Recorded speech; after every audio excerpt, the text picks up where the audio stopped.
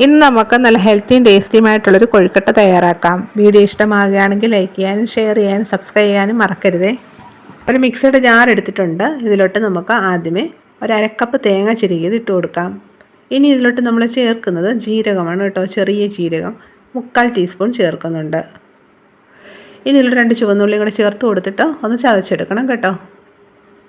ഇത്തിരി അങ്ങ് നൈസായിട്ട് പൊടിയുണ്ട് കേട്ടോ, ഒന്ന് ചതച്ചെടുത്താൽ മതി കേട്ടോ. ഇതേ രീതിയിൽ നമ്മളൊന്ന് ചതച്ചെടുത്തിട്ടുണ്ട്. ഇത് നമുക്ക് സൈഡിലോട്ട് മാറ്റി വെക്കാം.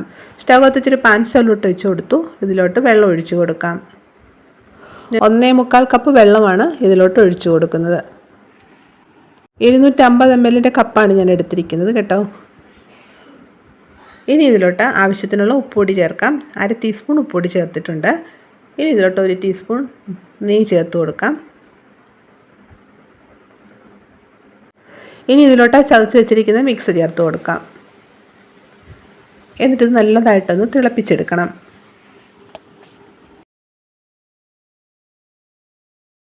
ഇപ്പോൾ നല്ലതായിട്ട് തിളച്ചിട്ടുണ്ട്. ഹൈ ഫ്ലെയിമിലിട്ടാണ് നമ്മളിത് തിളപ്പിച്ചെടുത്തത്.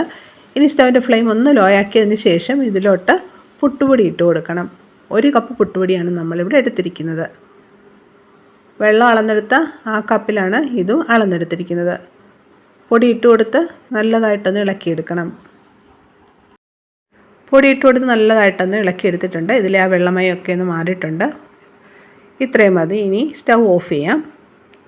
എന്നിട്ട് ഇത് കുറച്ചൊന്ന് തണുക്കാൻ വേണ്ടി വെക്കാം. ഇതിൻ്റെ ചൂട് കുറച്ചൊന്ന് കുറയണം. നമുക്ക് കൈകൊണ്ട് പിടിക്കാൻ പറ്റുന്ന പാകത്തിന് ചൂടാവണം. ഇത് കുറച്ച് സമയം നമുക്കൊന്ന് വെച്ചേക്കാം. അപ്പോഴത്തേക്ക് ഇതൊന്ന് തണുക്കും. ഇപ്പോൾ ഇതെല്ലാം ചൂട് കുറച്ച് കുറഞ്ഞിട്ടുണ്ട്. കൈകൊണ്ട് തൊടാൻ പറ്റുന്ന പാകത്തിനായിട്ടുണ്ട്. ഇനി ഇതിൽ നിന്ന് കുറേശ്ശെ എടുത്തിട്ടൊന്ന് ഉരുട്ടാം. നമുക്കിഷ്ടമുള്ള വലിപ്പത്തിൽ ഉരുട്ടിയെടുക്കാം. ഈ വലിപ്പത്തിൽ നമ്മളൊന്ന് ഉരുട്ടിയെടുത്തിട്ടുണ്ട്. ഇതുപോലെ ബാക്കിയുള്ള മാവെല്ലാം ഒന്ന് ഉരുട്ടിയെടുക്കണം.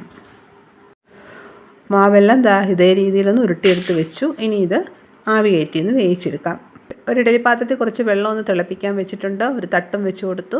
ഇതുപോലൊരു വാഴയിലയും വെച്ചിട്ടുണ്ട്. വാഴയില ഉണ്ടെങ്കിൽ വെച്ച് കൊടുക്കാം, അല്ലെങ്കിൽ അത് ഒഴിവാക്കാം.